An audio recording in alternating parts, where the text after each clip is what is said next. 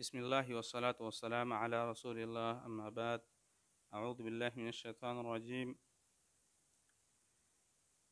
بعضې د هغه اذکارونه چې انسان یې ووایي او د هغې په ذریعه سره د انسان تمام ګناهونه الله سبحانه وتعالی معاف کړي.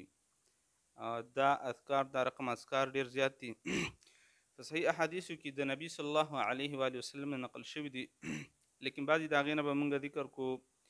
امام مسلم رحمه الله په خپل الجامع الصحیح کې کتاب تړلی دی المساجد و مواضع الصلاة، او هغې کې بیا باب قایم کړی دی باب استحباب الذکر بعد الصلاة و بیان صفته. ای کې بیا د ابو هریره رضی الله تعالی عنه په روایت سره حدیث نقل کړی دی. ابو هریره عنه فرمایي وایي نبی صلی الله علیه و آله وسلم فرمایل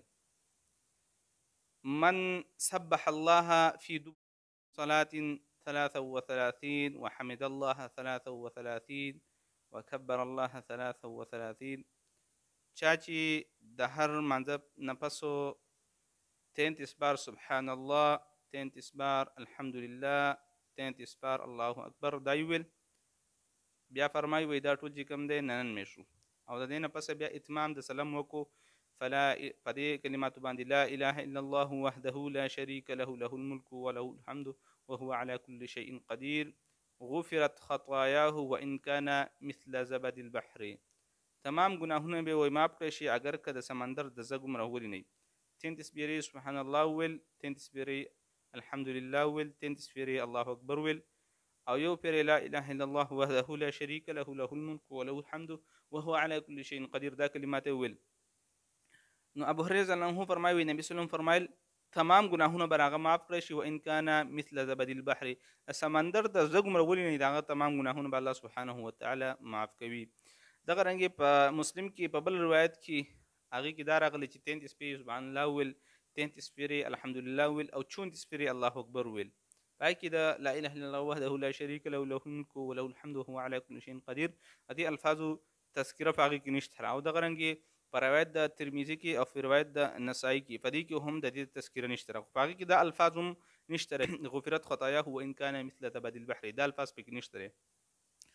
نو خلاصه د خبرې دا شو چا چې سبحان الله 33 کرت ویل، 33 کرت الحمدلله ویل، او 33 کرت الله اکبر ویل، او یو پیرې لا اله الا الله وحده لا شریک له له الملك وله الحمد وهو على كل شيء قدیر د الفاظ ویل، نو هغه تمام صغایر به الله سبحانه وتعالی معاف کړي. صحیح حدیث دی، امام مسلم رحمه الله په خپل جامع صحیح کې راوړی دی، حدیث کمزوری مطلب نه دی.